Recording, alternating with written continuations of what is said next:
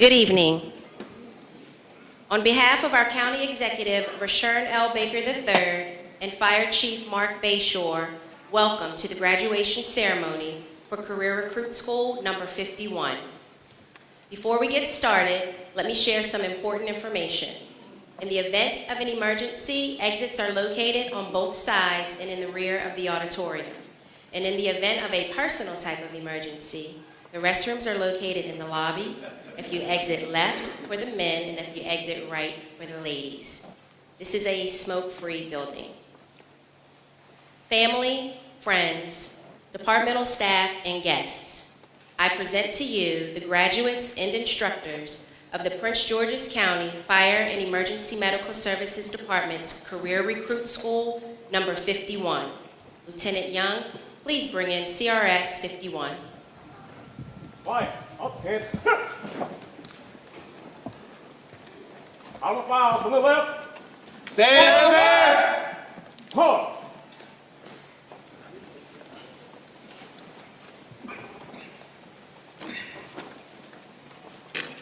Forward. March.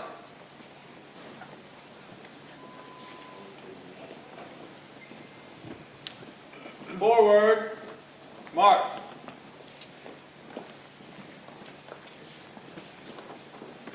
Forward. March.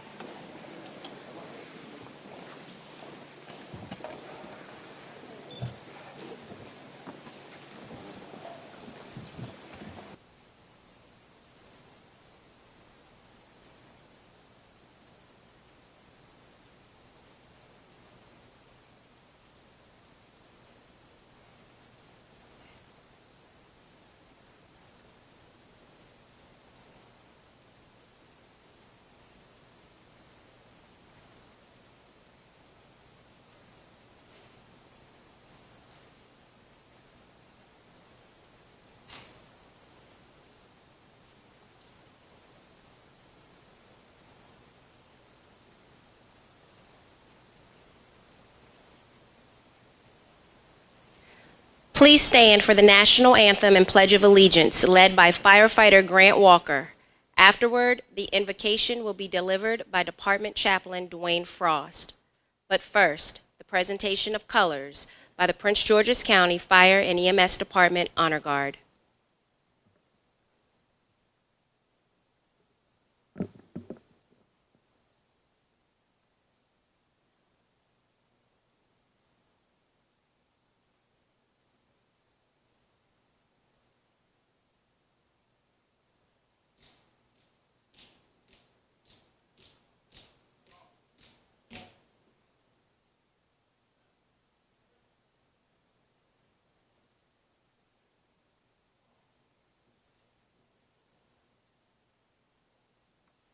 Oh, say, can you see by the dawn's early light what so proudly we hailed at the twilight's last gleaming, whose broad stripes and bright stars through the perilous fight o'er the ramparts we watched were so gallantly streaming, and the rocket's red glare, the bombs bursting in air, gave proof through the night that our flag was still there. Oh, say does that star-spangled banner yet wave o'er the land of the free and the home of the brave? I pledge allegiance to the flag of the United States of America and to the republic for which it stands, one nation, under God, indivisible, with liberty and justice for all. Honor Guard, retire the colors.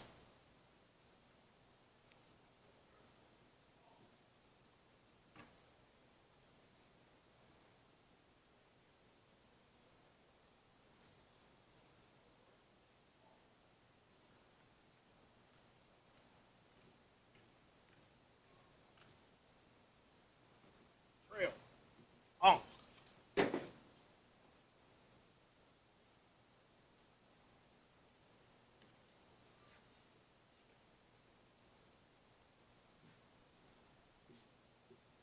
Good evening. Let us bow our head in prayer. Our God, our Father, we thank you for this gathering as we come together to honor the men and women of Recruit Class 51, their families, and their instructors on this day of their graduation. We ask that you be their guide and their guardian as they move through their careers with their families and their friends. Give them grace that they may be industrious, diligent, devout, and charitable in thy work. These other blessings we ask in your name we pray. Amen.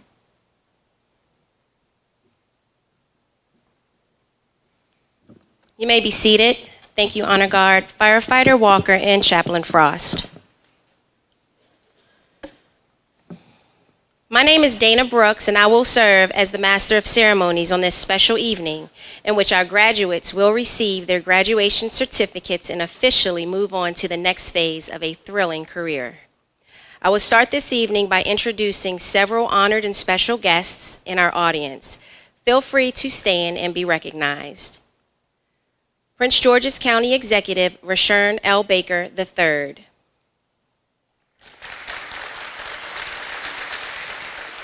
Clerk of the Circuit Court for Prince George's County, Sidney J. Harrison. Prince George's County Sheriff High. Prince George's County Chief Administrative Officer, Nicholas Majette. Deputy Chief Administrative Officer for Public Safety, newly appointed after serving our county for 32 years in the police department, retiring as the police chief in December, Mark McGaugh.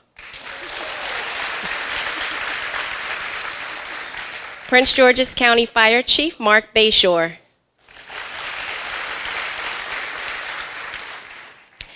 As we speak, or as I speak, Deputy Fire Chief of the Emergency Services Command, Dennis Wood, is absent. Dennis Wood is currently deployed to Flint, Michigan by the U.S. Department of Health and Human Services for the drinking water emergency. His duty is the Planning Section Chief for the National Disaster Medical System. Hot off the press. We have with us Deputy Fire Chief of the Support Services Command, Benjamin Barksdale. Deputy Fire Chief of the Volunteer Services Command, James McClelland, Sr. Representing the President of the IAF, Local 1619, Secretary Treasurer, John Wiseman. And we also have with us, in honor of our graduates, several members of the Prince George's County Fire and EMS Department command staff. Please stand to be recognized, wherever you may be seated.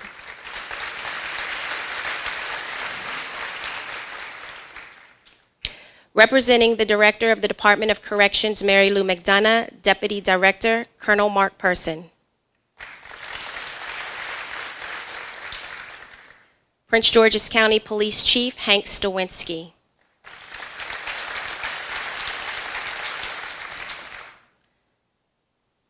From Howard County Fire Department, Deputy Chief Frank Rommel. Representing Anne Arundel Fire Department Chief is Division Chief Lisa Mayers. And on behalf of the Baltimore County Chief Officers Association, we have 3 guests: Division Chief Jennifer Aubert Utz, Division Chief Francis Skip DePaula, and Fire Director Jay Ringgold.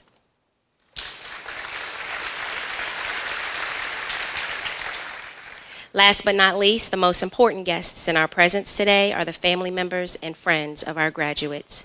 Without your support, encouragement, and understanding, we would not be celebrating such tremendous success right now.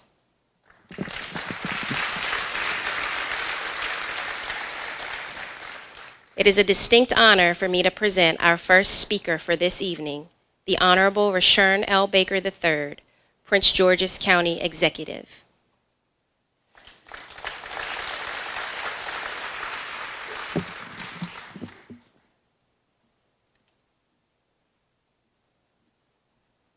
As the first speaker, I promise you I will not be long. That was such a great rendition of the national anthem. Can we give Mr. Walker another round of applause? That was phenomenal. I don't know about you, but I got goosebumps hearing him sing. It reminded me of why we're here tonight. And that is not just to watch these men and women walk across the stage, and not just to add more people to Prince George's County's fire department and EMS. It is a call to service. Every time you hear the national anthem, it reminds you of the sacrifices that men and women have made for this country. It reminds you of the sacred duty that these men and women who are going to march across this stage tonight have. Their job, their duty, their public service is to serve us, is to come in time of need, is to be there when you call. No matter the weather, whether it's 2 feet of snow, rain, sleet, when you're in need, these are the people who will show up. And they make it happen. Nothing is clearer than that than a couple of weeks ago, or feels like just yesterday, when we had 2 feet of snow. And Mr. McGaw, was flying around in a helicopter. So I could see how we were doing in the roads throughout this 500 square miles of our county. And we came across a place where we were looking upstairs, up top, and these people were shoveling their way out. And it looked like they were going to have to shovel for a mile before they got to a clear road. And I said, oh my God, we need to go down there and help them. So I had the very able pilot land at a school. And I got our very able police to come take me to where they are, over 2 feet of snow in a 4x4 to get to these people. And when I got there, we started to talk. And I said, you know what, I don't know if you realize that it's going to take you forever to get to a road. And they said, no, we know that. I said, well, we got a plow coming. And they said, that's great, but we had an emergency yesterday. I said, well, oh my God, what happened? They said, fire and EMS showed up. Took it as long as they could, Chief Bayshore. Then got out and started walking and made it happen. Got the person to the clear road and to the hospital. Got the person to the clear road to dialysis. Didn't call Chief Bayshore, didn't call Rashern Baker, made it happen. Didn't call mom, didn't call dad. They may have called on God, because I know I was. But they made it happen. So why, during this class, do I bring that up? Because when we're at home, comfortable, fireplace going, everyone's doing fine, we don't think about these folks who, at a moment's notice, have to hop into their gear and go out there and meet an emergency. We don't call them when things are going well. We don't call them during calm times. We call them an emergency. And I know that all too well, and unfortunately all too often. They show up in the worst situations, but they do a heck of a good job. That is why I'm proud, on behalf of Prince George's County, to congratulate Class 51. I know you're going to do a great job. So my only duty up here today is to thank you for the service you're about to do and the service you've done. And the last thing I'll ask, because you can't get through it alone. You couldn't get through graduation alone, and you're not going to be able to get through this job alone. I know I can't. There are men and women who sacrifice and help you and pray for you and worry about you when you walk out. And that's your family. So if we can give them a round of applause, I'd appreciate it.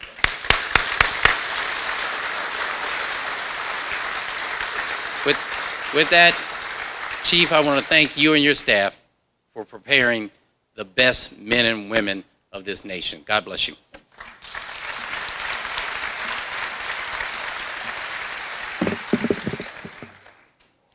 The next speaker to share words of wisdom and encouragement to our graduates is our very own Fire Chief. County Executive Rashern L. Baker III selected Mark Bayshore to serve as the Prince George's County Fire Chief in December 2010. Chief Bayshore is the county's 11th Fire Chief and now our second longest-serving Fire Chief. Chief Bayshore was a Silver Medal of Valor recipient in 2004 and received the 2015 Metropolitan Washington Council of Governments Kirby Award for collaborative leadership. In his 35 years of service, Chief Bayshore has attained many certifications, including National Fire Officer 4 and FEMA Certified All Hazards Incident Management Team Trainer certification. He has been a speaker at numerous conferences across the country, and in 2015 was tapped by the National Fire Protection Association to represent the United States on fire service missions to Sao Paulo, Brazil, and Beijing, China. Chief Bayshore is currently serving in his second term as chairman of the Council of Governments Fire Chiefs and has been a regular contributing editor to Firehouse Magazine since 2014. I present to you Fire Chief Mark Bayshore.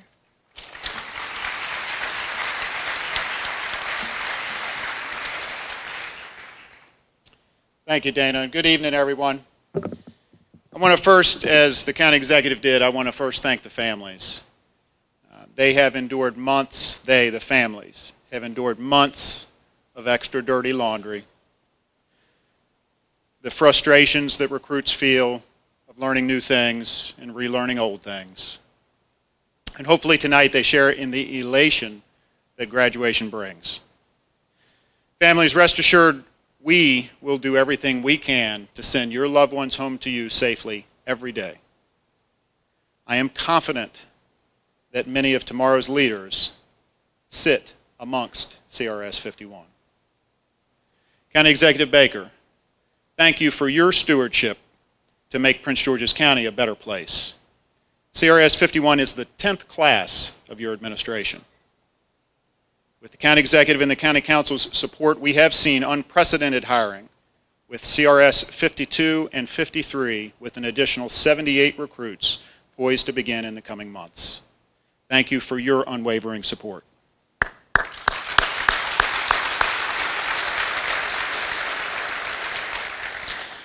The rest of my comments will be short, and those of you that have heard me speak before are laughing right now, but they will be short. If you look at the back of your program, for those of you that have a program, you will see the promise.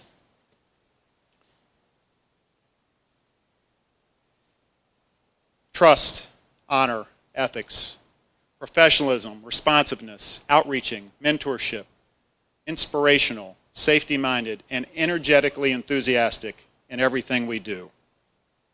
Recruits, the promise is our value statement and should be your guiding principles to make sure you're doing the right things at the right times for the right reasons.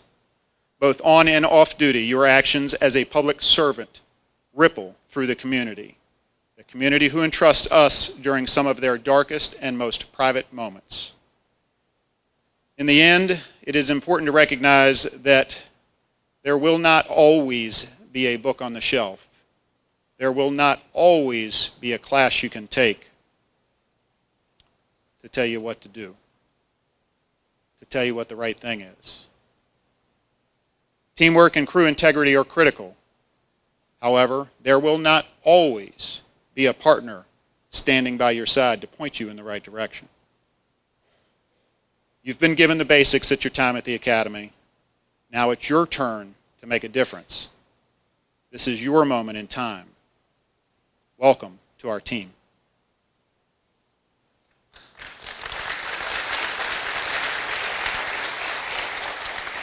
At the badge pinning ceremony that some of you had the honor of witnessing, I gave the recruits something. I told them to put it in their pocket and not to touch it again until I told them to. Now I'm telling you to take it out.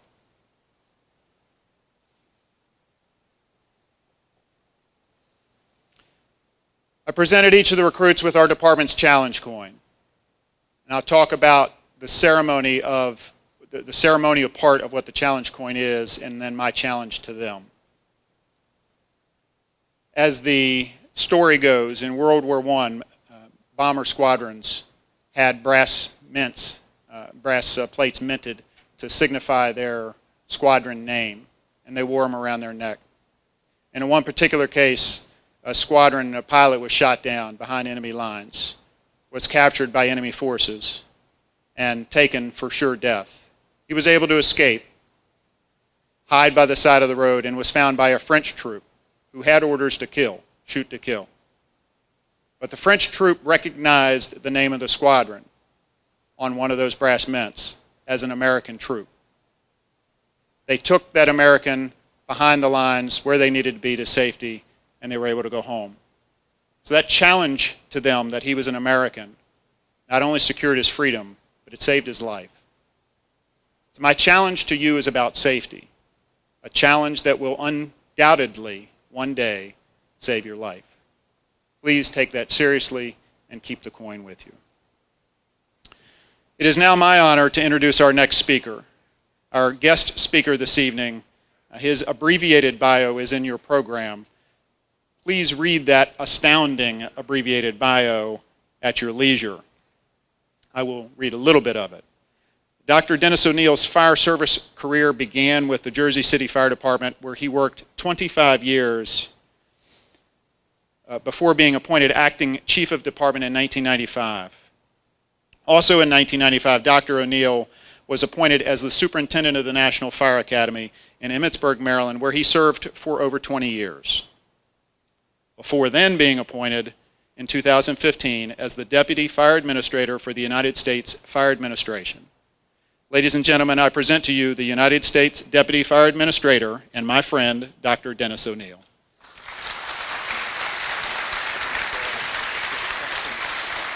Thank you. That's okay. Sit. Thank you. Thank you so much. Thanks. Hey, you know, I'm sitting here, and there's a brand new Director of Public Safety here, the former police chief, and there's a new police chief, and we have some new firefighters here. And as Chief Bayshore pointed out, I just got the job as Deputy Fire Administrator, so it just kind of reminded me of a story. And Chief, I hope you don't mind, I'm just going to go a little off script here. But I grew up in a place called Jersey City, New Jersey. I lovingly refer to it as the home of the honest politician. And it was a pretty tough town. It still is a pretty tough town. But there was a book written about Jersey City politics. The title of the book is called The Powerticians. It was written by a guy named Tommy Smith, who was a former mayor of Jersey City. And he tells the story of a guy named Barney Doyle. Now, Barney Doyle came over from Ireland with a third-grade education. He didn't have much education at all. But Barney Doyle was a political operative in Jersey City. If you needed some dirty, stinky, low-down, rotten criminal job done, Barney Doyle was your guy. Because Barney Doyle would do it and there'd be no fingerprints and nobody would get caught. Now, Jersey City didn't have two political parties. We had one. Well, we had two. They were the ins and the outs, but they were all Democrats. And every 4 years, the outs would be voted into office and the ins would be voted out of office. And of course, as time went on, it happened in election time. And the big worry for the people getting thrown out of office was, what do we do about Barney Doyle? Because Barney Doyle knew all the secrets. And they were afraid that if Barney Doyle didn't have a job, he would turn state's evidence against them, and they'd all go to jail. So they had to put Barney Doyle in a job that was going to last more than 4 years. And there was only one job in the Jersey City government that lasted more than 4 years, and that was a 5-year appointment as superintendent of weights and measures. So the mayor, just before he leaves office, gets out on the stage very much like this, and he says, ladies and gentlemen, they had a big press conference. Ladies and gentlemen of the press, I'm about to make the most important appointment in the history of the Jersey City government, the superintendent of weights and measures. This man is going to make sure that every widow who buys a quart of milk in Jersey City is going to get full measure. And when you go to the gas station, they're going to make sure that you get a gallon of gas for your 20 cents. And when they go to the butcher's store, that thieving butcher is not going to have his thumb on the scale. You're going to get full measure for your dollar. And ladies and gentlemen of the press, I introduce you to the brand new superintendent of weights and measures, Barney Doyle. And Barney comes walking out, and the press knows Barney Doyle, and they know how crooked Barney Doyle is. And they know he's got a 3rd grade education. And he gets up and he thanks the mayor and he talks about what a great job he's going to do. And he said, do you have any questions? And of course, somebody in the press raises their hand and says, hey, Barney, how many ounces in a pound? Barney says, give me a break. I just got the job.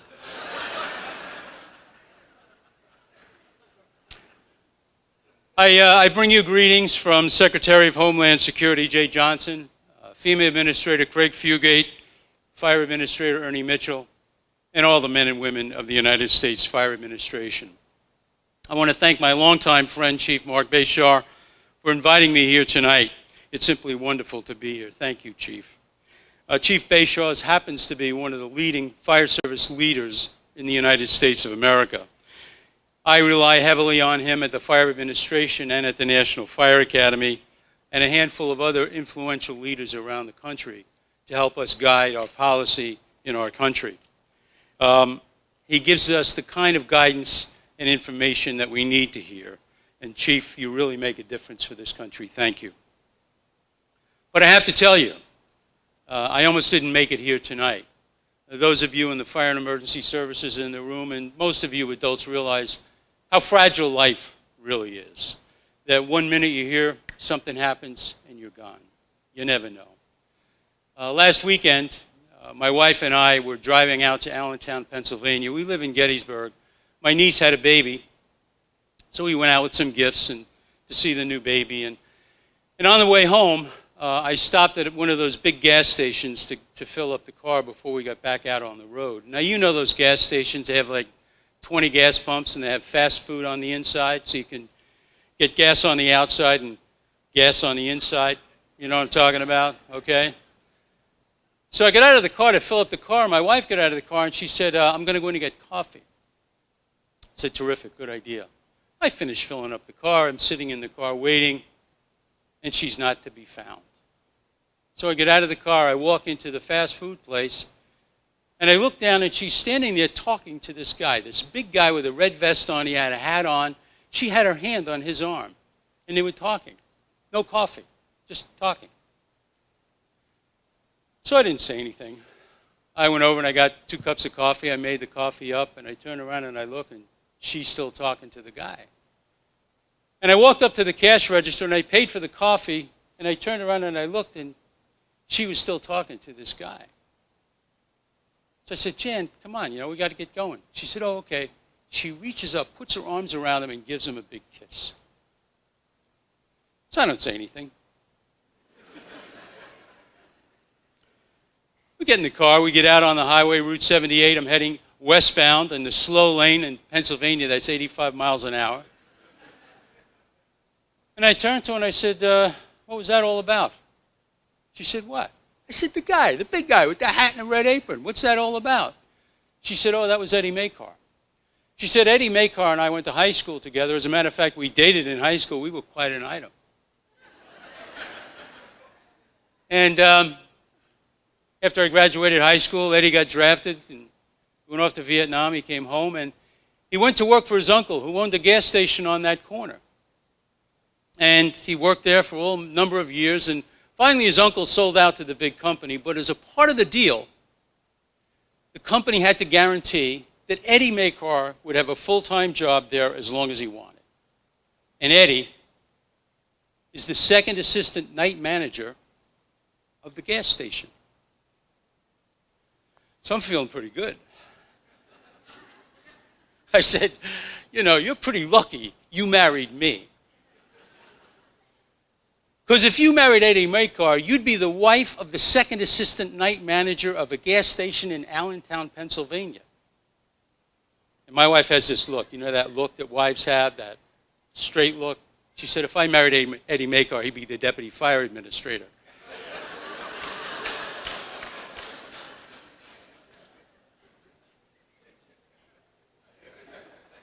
You know, I have to admit, being jealous of the new firefighters here in the room, I loved being a firefighter. Every day of it. And if Chief Beshore offered me a job at a ladder company here in Prince George's County, I'd take it. That's it. Junior firefighter on a ladder company. I don't want to be the lieutenant. I don't want to be the captain. I don't want to tell anybody what to do. All I want to do is get off the ladder truck and say to the lieutenant, what do you want me to do? And starting tomorrow, that's the job you're going to have. And since I'm so jealous of you, I'm not talking to you tonight. I'm talking to your family and your friends, the people who you love and who love you, about the job that you're going to do. Now, this secret may be out. I don't know. Some of you may have heard this, but there's an election coming up in November. And no matter who's running for office and no matter what party they're in or what platform they all have some variation about what's wrong with the government. There's too much of something or not enough of something, you name it. And I suppose it would be a very boring election if everybody got up and said that the government is perfect and I'm not going to change anything. But tonight, I want to tell you what's good about government. Really, really good about government. Prince George's County is local government, and that's where the rubber meets the road. The local government is often called the crucible of democracy. And did you ever think about how good our lives are here in America, thanks to local government and state government and federal government? Do you know that over 100,000 children die in the world every year from the measles? And you don't even know anybody that ever had the measles. And when was the last time, or I shouldn't say that, the average American citizen in the United States consumes or uses between 80 and 100 gallons of water a day. Now, class, how much does water weigh? Good. I thought you were going to do the Barney Doyle on me. Yeah, a gallon of water weighs 8.3 pounds. That means that every one of you that has a family of 4 in your house gets delivered 1.5 tons of water into your house and 1.5 tons of water out of your house every day, thanks to government. Did you ever think about that? And despite the ongoing tragedy in Flint, Michigan, I'm very proud to hear that the members of the Prince George's County Fire Department are out there. When was the last time any of you ever thought about the purity of the water that you drink or the purity of the food that you eat? And when was the last time, by the way, that you ever heard of somebody's Social Security check being late? Or the last time you ever heard of someone that was seriously ill that couldn't get health care? And here's one for you. More Americans have been married to a Kardashian than have died of Ebola. That's true. You can look it up. And I guarantee you this.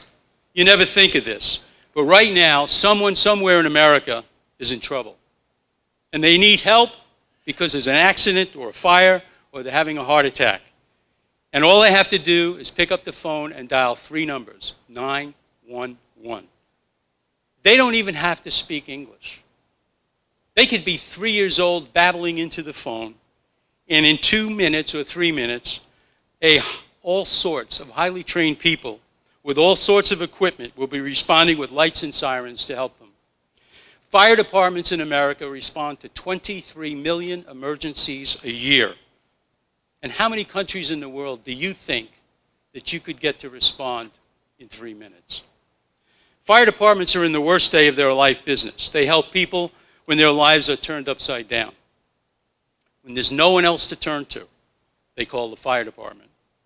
And it was the author, Kurt Vonnegut, who wrote Slaughterhouse-Five, who said, "I can think of no more stirring symbol of man's humanity to man than the fire engine." And he could have added police cars and ambulances as well. And only one more statement would make that right. These young men and women on this night, these courageous people and the families who support them. And unfortunately, we know that people from all over the world were held transfixed, witnessing firsthand the tragedies in San Bernardino, California, Moore, Oklahoma, Newtown, Connecticut, Aurora, Colorado, the World Trade Center twice, Hurricane Katrina, and the wildland fires out west. It seems that every week there's some disaster, a flood, a hurricane, an earthquake, a fire, and it's the actions of police and fire and emergency medical services at these horrendous acts of terrorism and tragic disasters that are forever imprinted in the hearts and minds of Americans everywhere. And despite all the sadness, it's they who teach all of us what is good and right about our society, what's good and right about our government.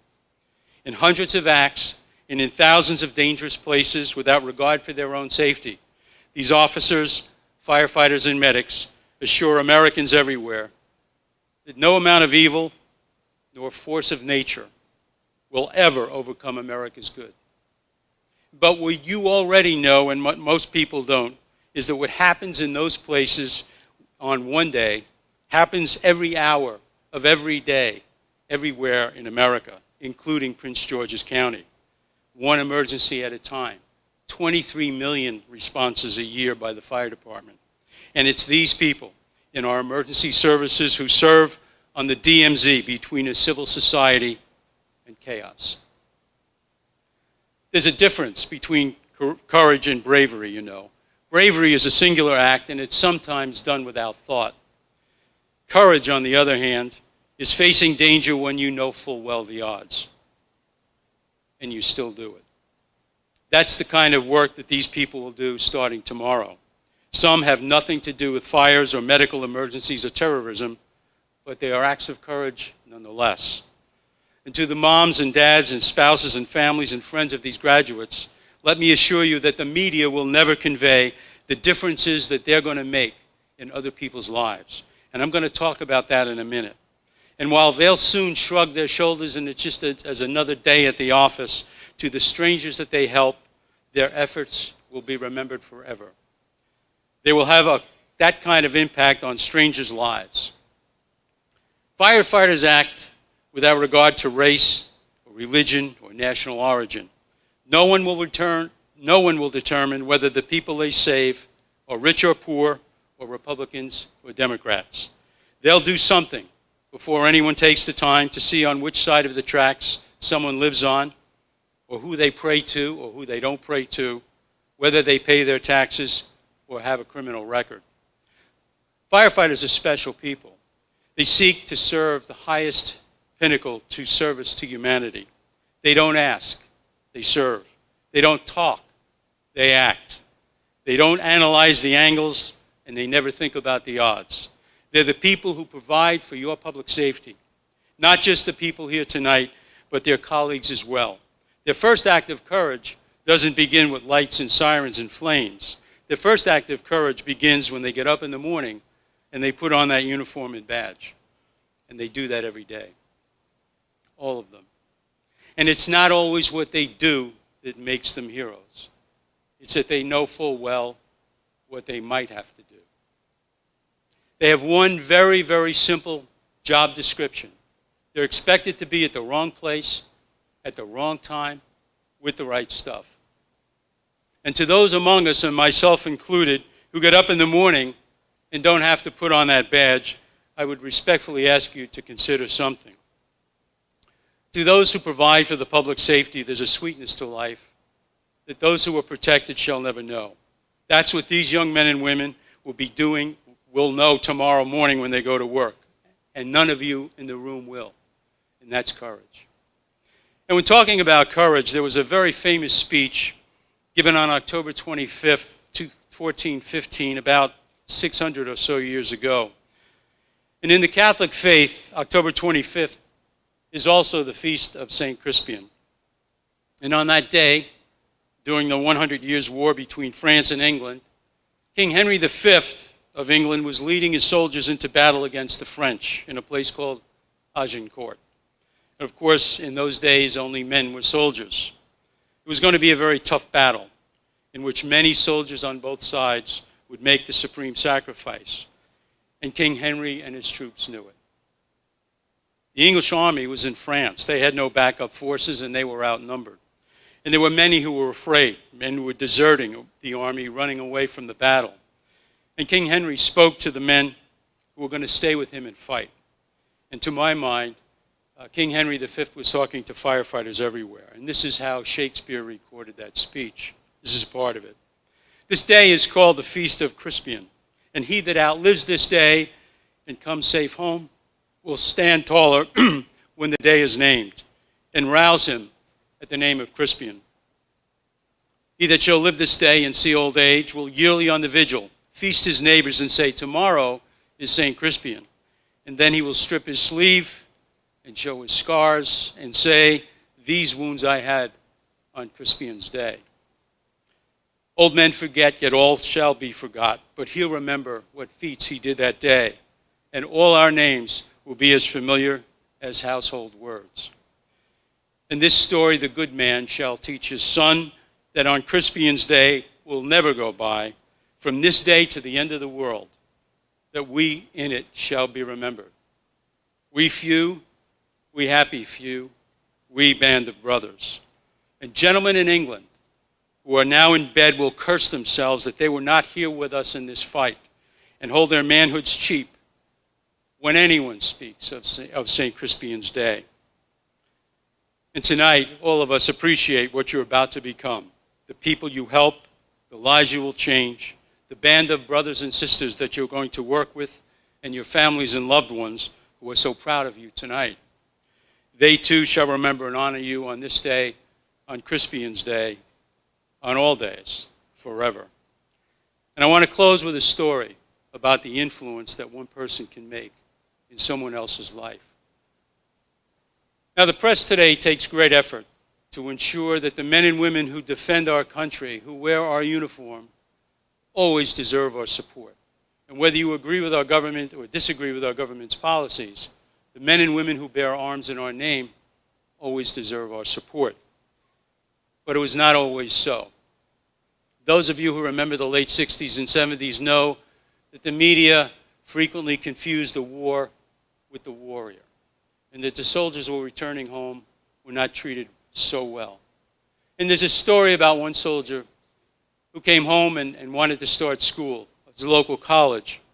And he went up to his local college to sign up, and he went to the admissions office. It was this huge room, maybe half the size of this room, and it was filled with kids. See, this was a period at the college called ad drop, where you had taken 1 week of class, and it was a very tough professor, and it was going to be way too much work.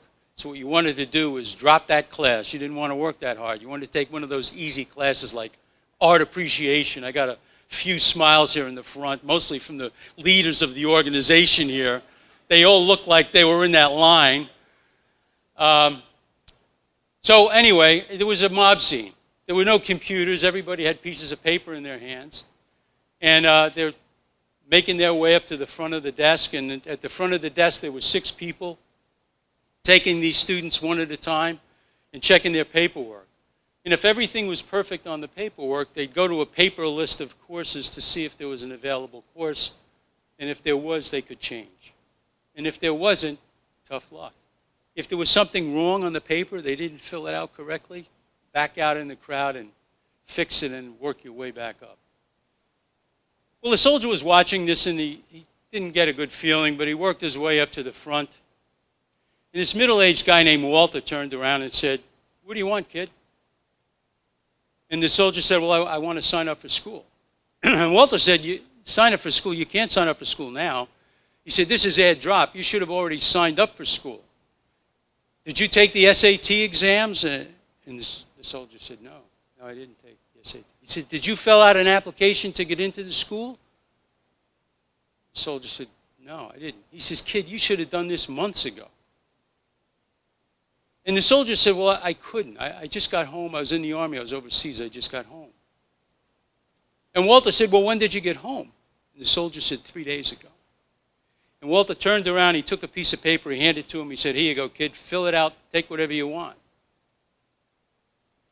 And the soldier said, never been to college. I don't know what to take. What should I do? And Walter said, give it to me. I'll fill it out. These are all the best professors in the college. These classes are closed. Nobody can get in, but I'll approve it. And he did. And the soldier gave him a check. And he started school the next day. And now you know how I got into college.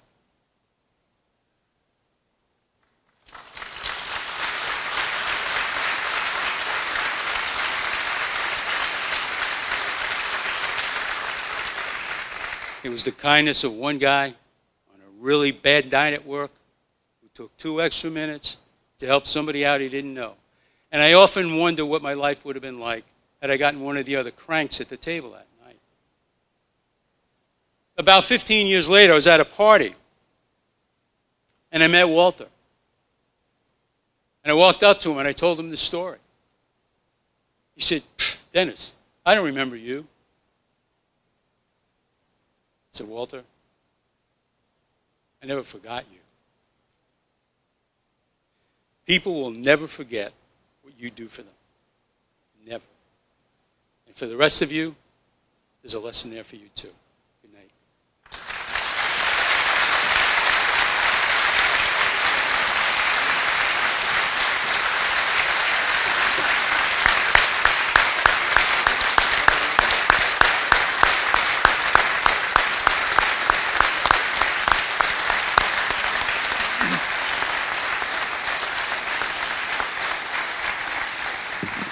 Thank you, Dr. O'Neill, for those words. I want to take just a moment to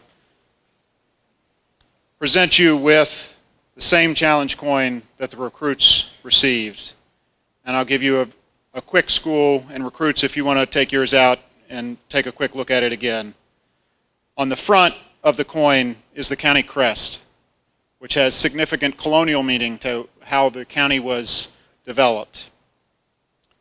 On the back of the coin, and most important, is our fire department memorial that symbolizes all of the line of duty deaths for the Prince George's County Fire and EMS Department.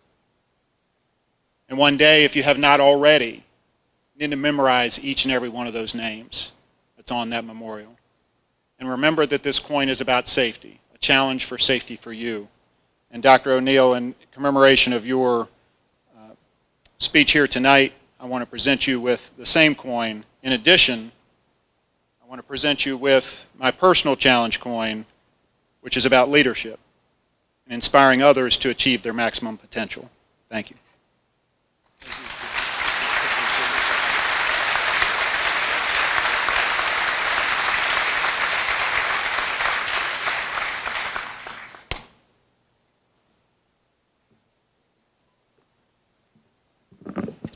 County Executive Baker, Fire Chief Bayshore, Dr. O'Neill, Dr. O'Neill, Dr. O'Neill. Thank you, thank you, thank you. Each of you for your words of wisdom, encouragement, and inspiration. Another round of applause, please.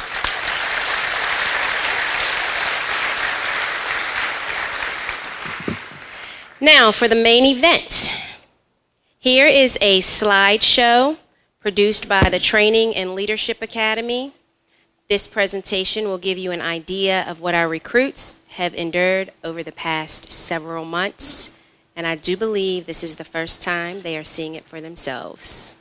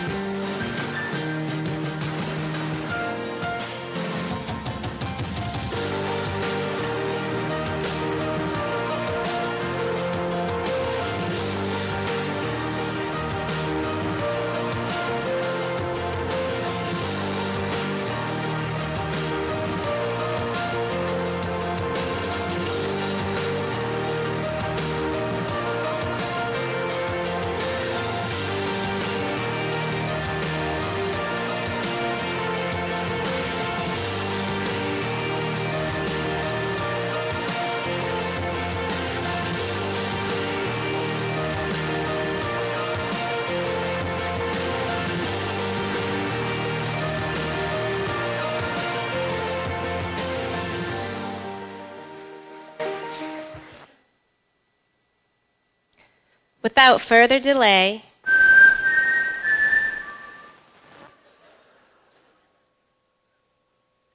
let us welcome the Honorable Sidney J. Harrison of the Circuit Court for Prince George's County as he joins us to administer the oath of office to the graduates.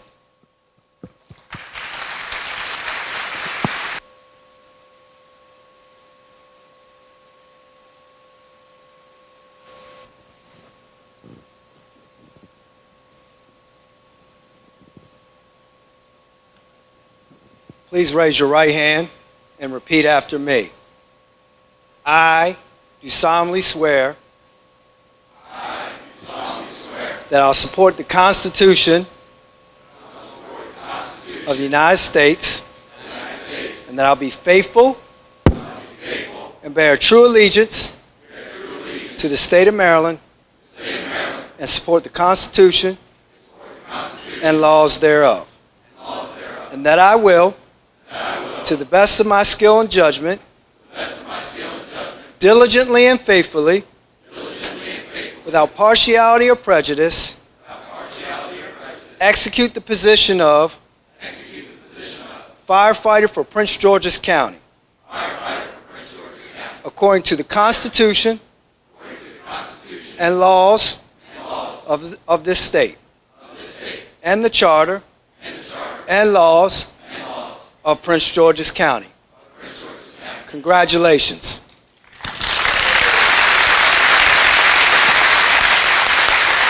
Thank you.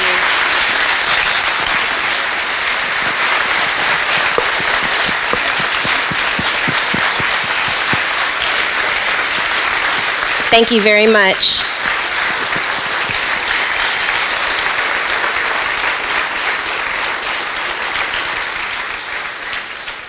At this time, I would like to have our presenters to the stage.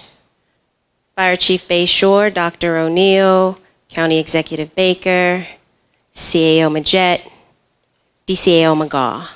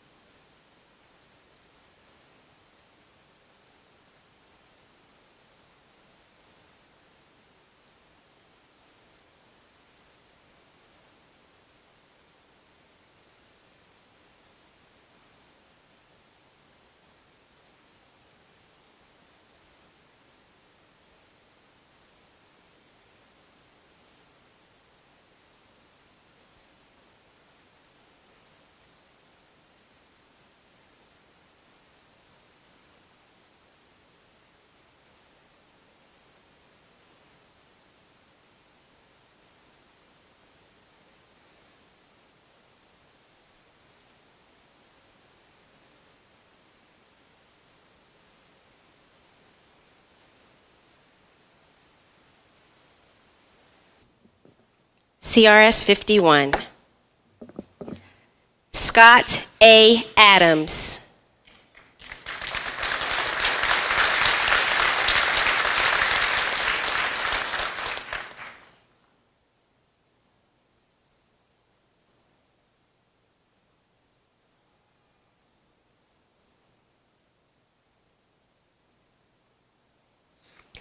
Teresa L. Alexander.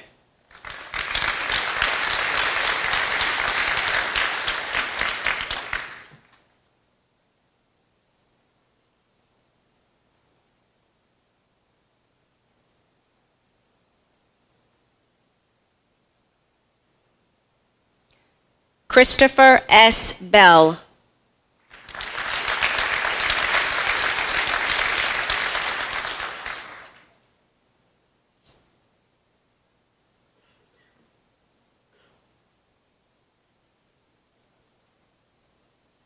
Melissa M. Bell.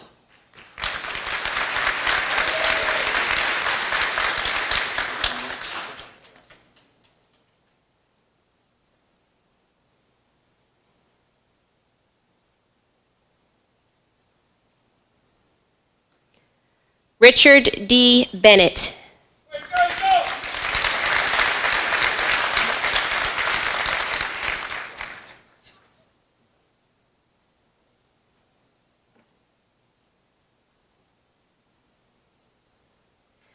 Daryl A. Brown, Jr.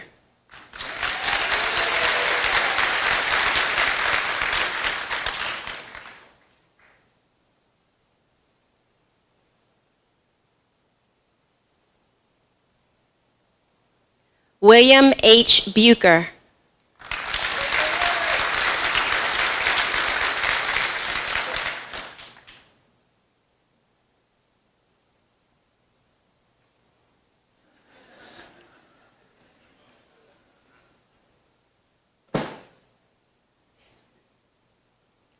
Alexander Karen Schuler.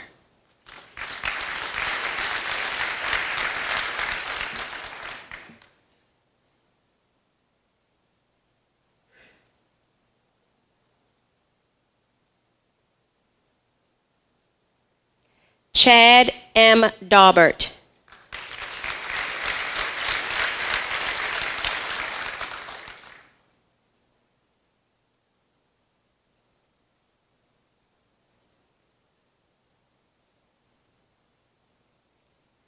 Wedmark A. Desir.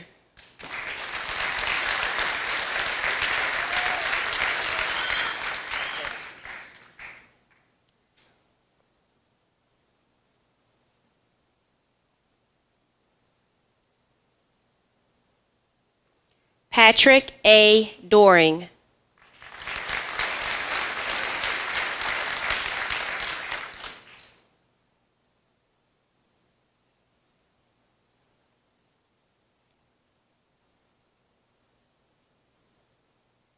Victor A. Fonka.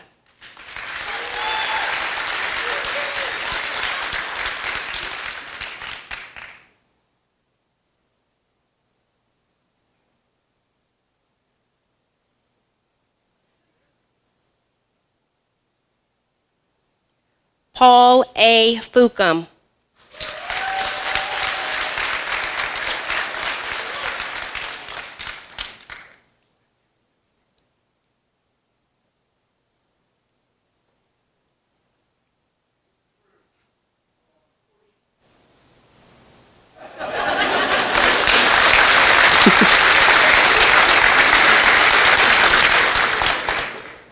Brian C. Genfrida.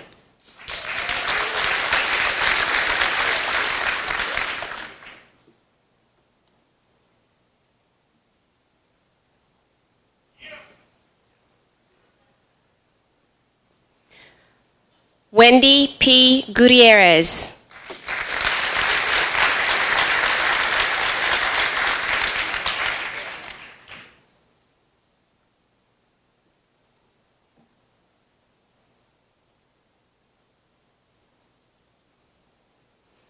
Kyle J. Hanker.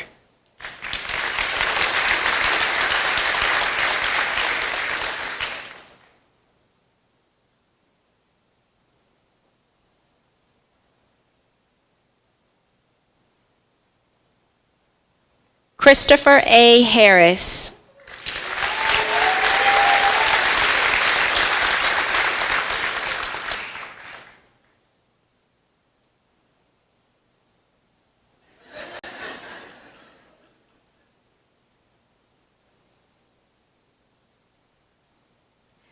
Andre Harrison, Jr.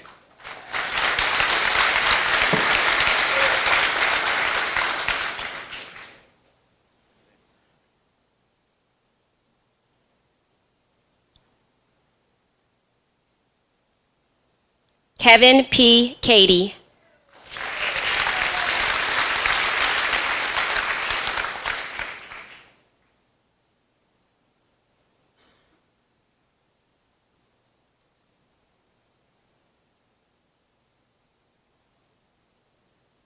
Ivan L. Lawit.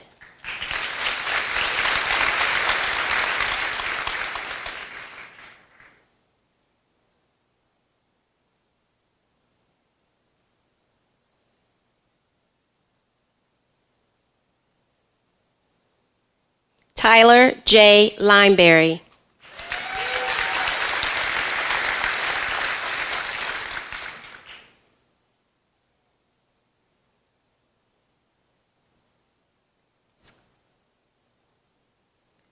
Sean M. Losgar.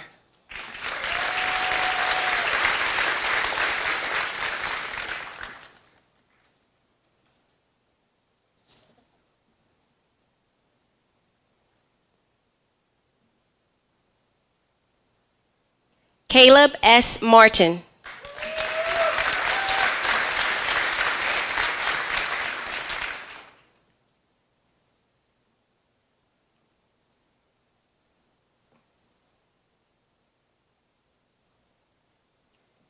Justin W. Martin.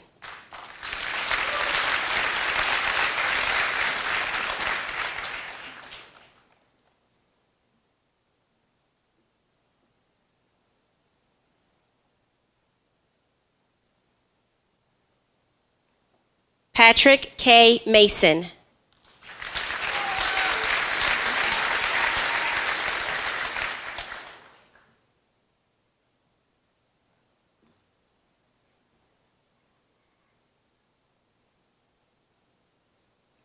Ryan H. McAllister.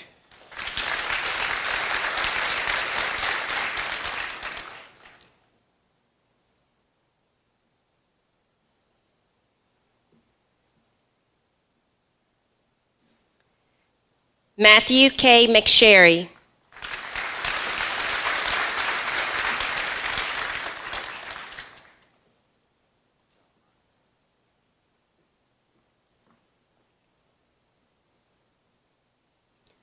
Corey J. Merrills.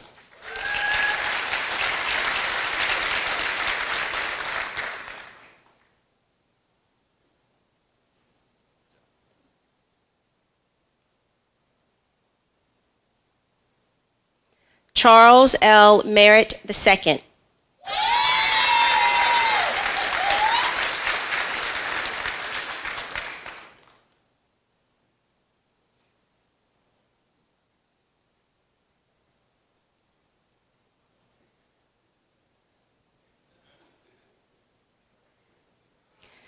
Gregory P. Meyer.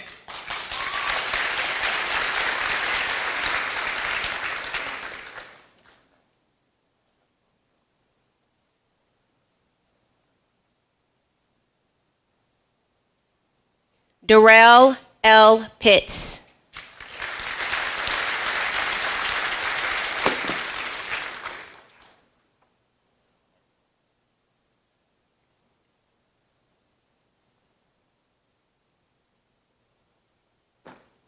Tyler J. Rago.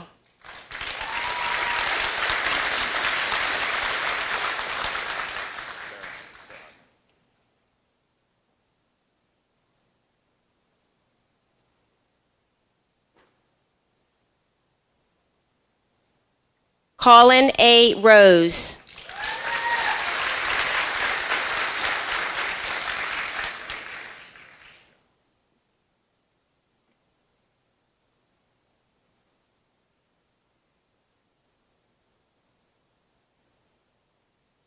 Charles D. Sable.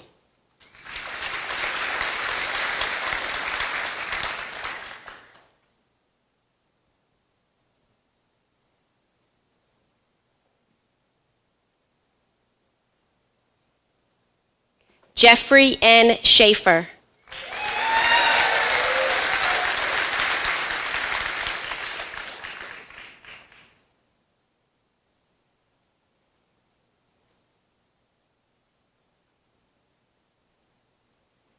Bradley A. Schroeder.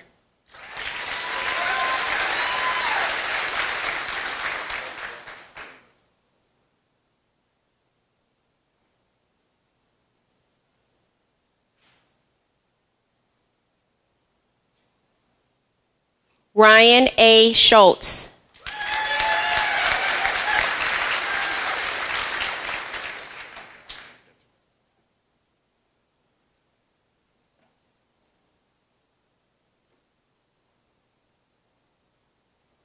Allison C. Shattuck.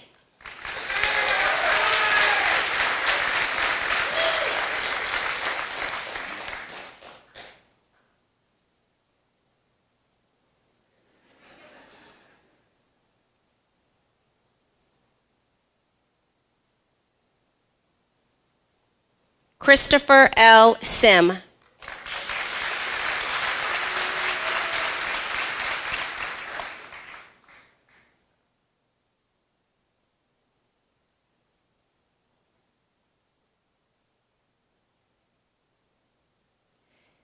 Zachary A. Staley.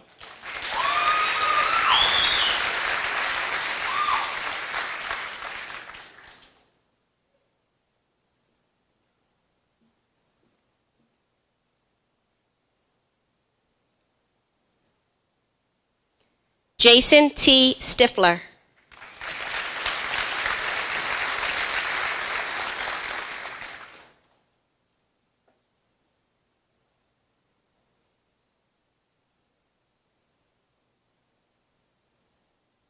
Olivia Tacanelli.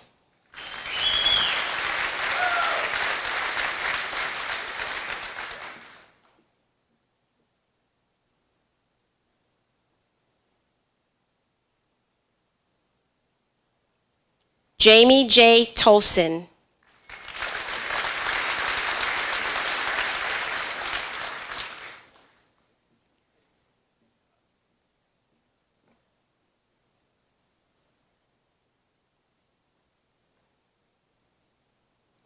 Jared W. Trosbach.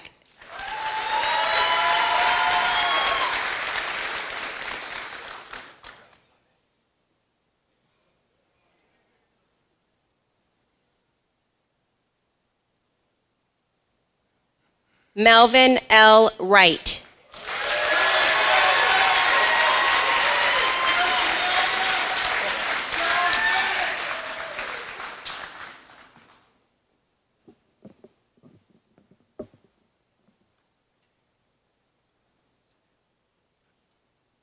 And everyone is going to stay on stage now because we now have some special achievement awards that the Training Academy instructors will present to you.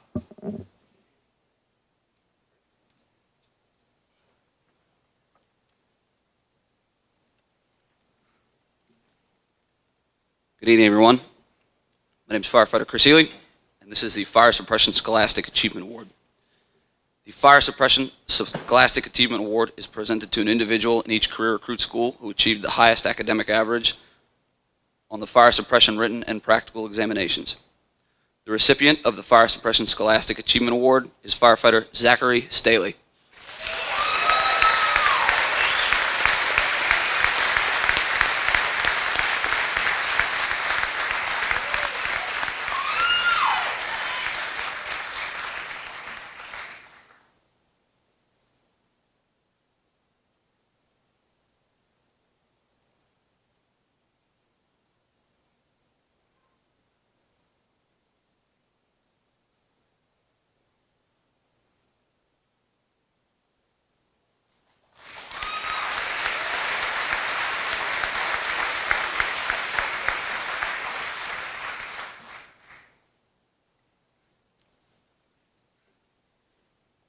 Good evening. I'm Christine Haver, the EMT instructor for this course.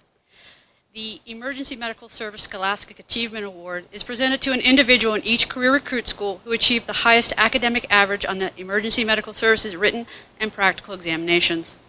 The recipient of the Emergency Medical Services Scholastic Achievement Award is Firefighter Corey J. Merrills.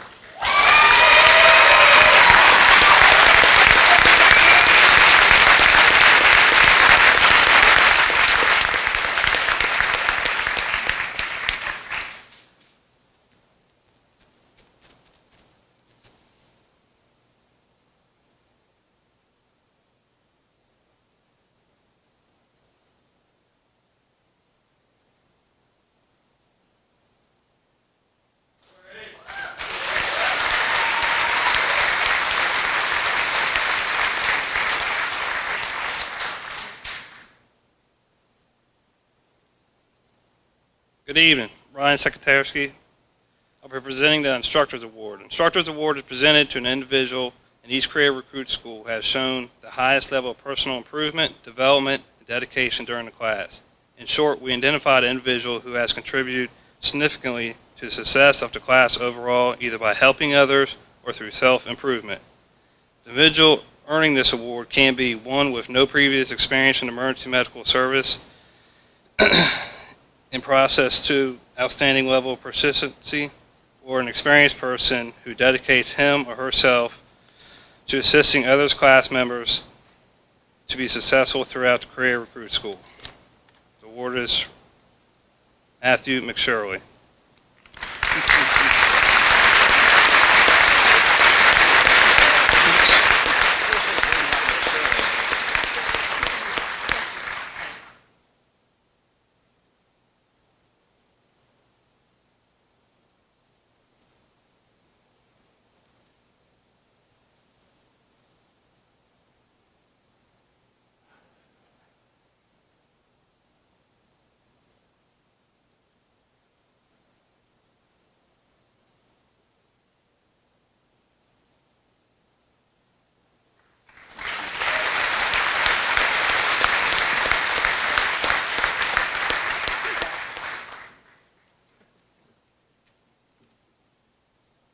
Good evening. My name is Corey Ionero. I'm here to present the Memorial Award.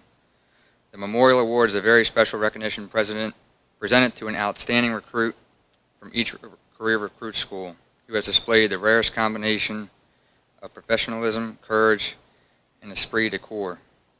Such traits serve to honor their fallen comrades and uphold the highest traditions of the Prince George's County Fire Emergency Medical Services Department.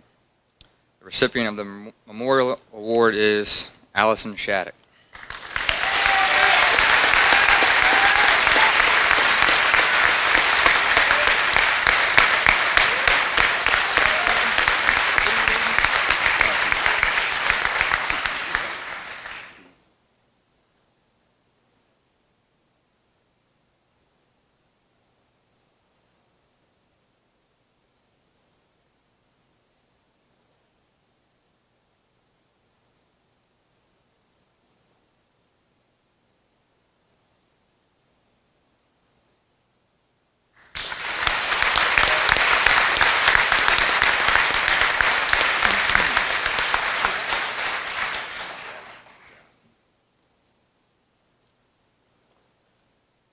Good evening. Firefighter Willie Thompson. Fire Chiefs Award is the highest recognition for career recruit schools. This award is bestowed to an individual in recognition of achievements that have made significant contribution to the graduating class.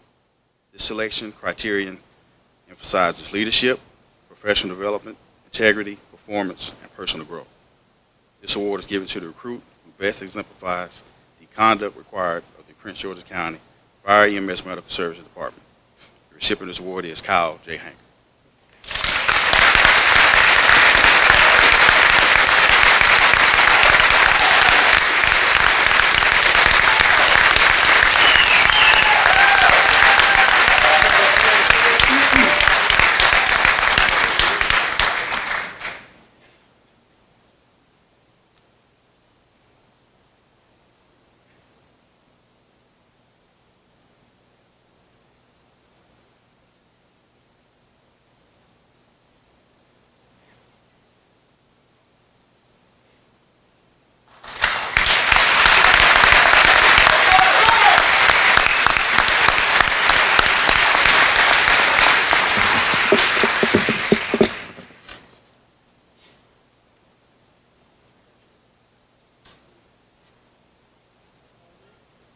Okay, while this is happening right here,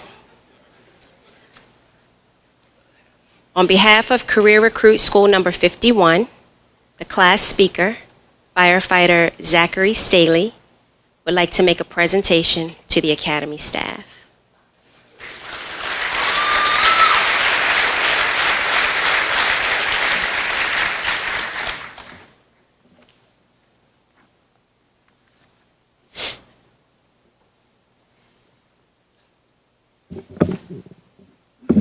All right, good evening. If it's possible again at this point, I'd like to again welcome family, friends, recruits, instructors, members of the command staff, government officials, and all those in attendance tonight. My name is Zach Staley, and I have the honor to speak on behalf of CRS 51 about the past 8 months of our training. I get to share with you as many of our moments of spectacular failure and triumph as can be distilled into a few minutes' time. Considering that all we experienced while at the Training and Leadership Academy, or the TLA as we call it, this is no easy task.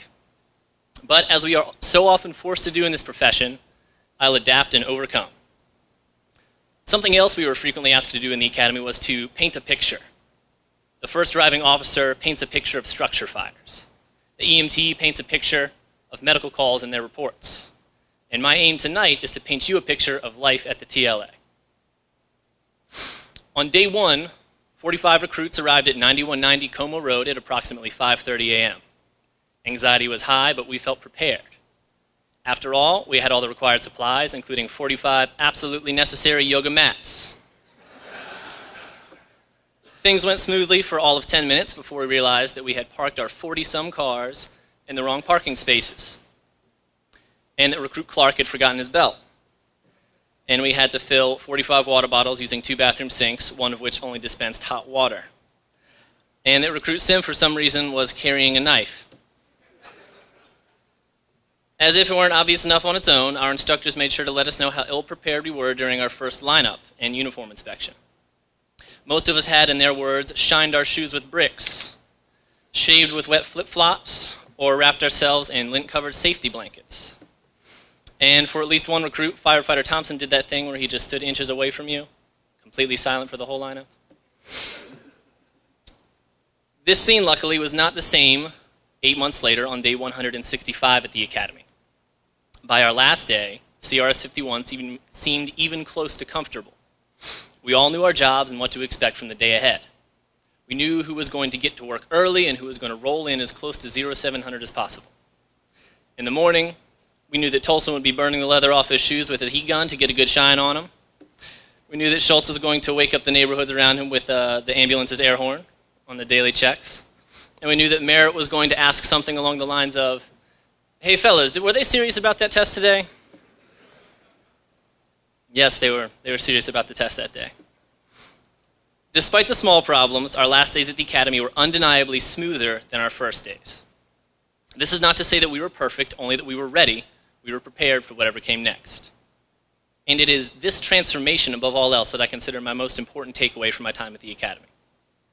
Some of the days at the TLA destroyed us physically, mentally, and emotionally.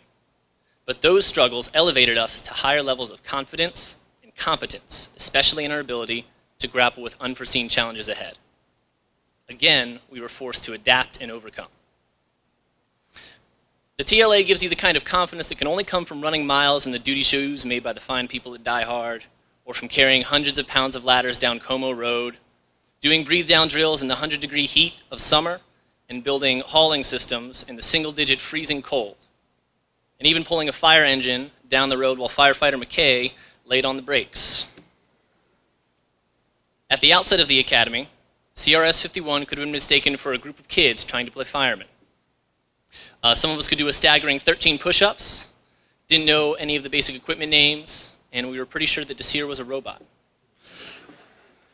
But through the trials and tribulations of the TLA, we were able to overcome our individual challenges. The weeks spent at the academy instilled in us a trust in ourselves and those around us that just doesn't come without a struggle. It's something you can't manufacture.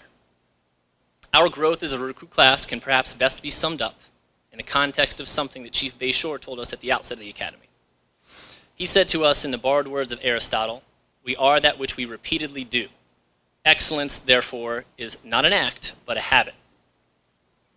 At the Training and Leadership Academy, we repeatedly confronted our personal shortcomings. We repeatedly had to rely on ourselves and those around us to get the job done. And we repeatedly drove ourselves past our own personal limitations. We adapted and we overcame, all to better serve the citizens of Prince George's County. While I'm proud to have completed my time at the academy, I know that personally I have a long way to go in this profession. I'm sure that most of my classmates would say the same of themselves. Despite the long road ahead for those of us graduating today, I count myself extremely lucky and in very good company to have shared the past months with the recruits and instructors of CRS 51. Thank you.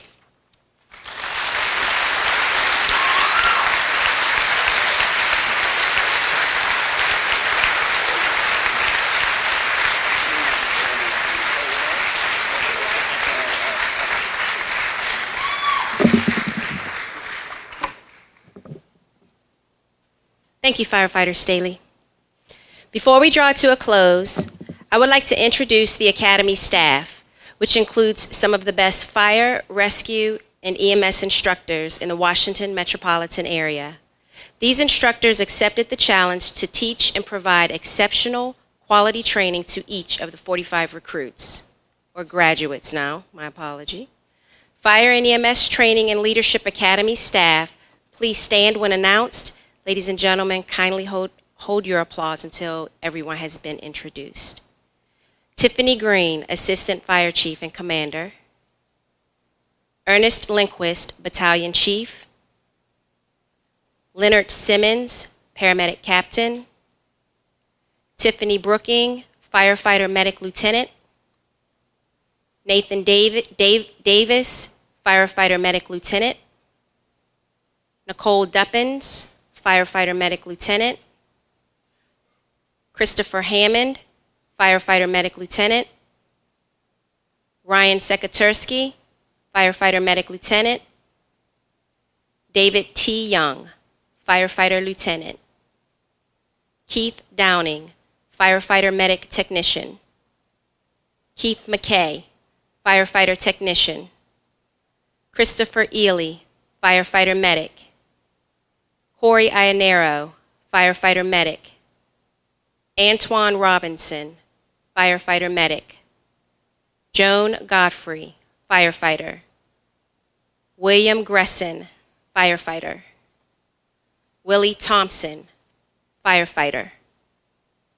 Christine Haber, Administrative Assistant 3 and EMS Instructor.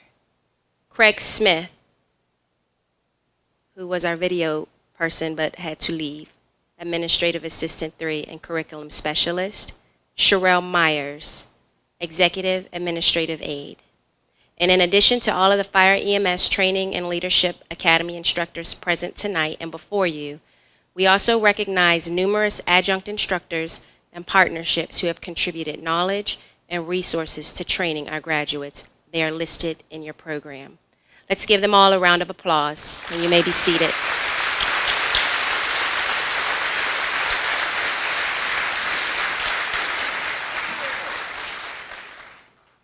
The graduates will now retire their class flag.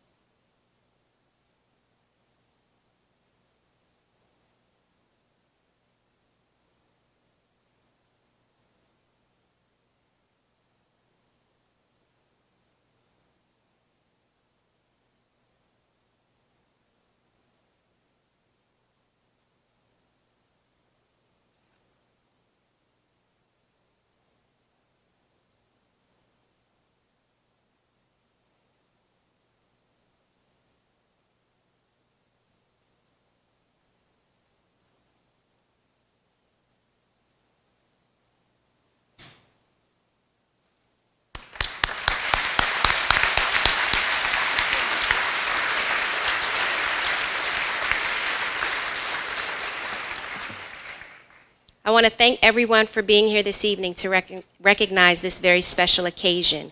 And to the graduates, families, and friends, we welcome you to our big fire department family. To Career Recruit School number 51, congratulations, and I wish you continued success in the days, months, and years to come. Please stand as Chaplain Frost returns to the podium to give the benediction. After the benediction, please have a seat just once more while the graduates are dismissed.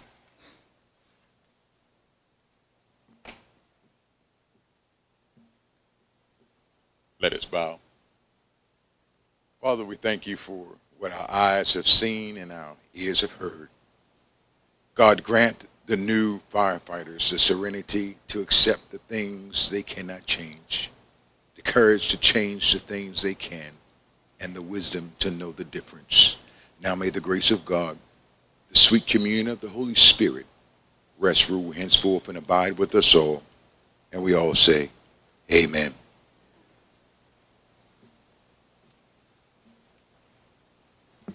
Please be seated.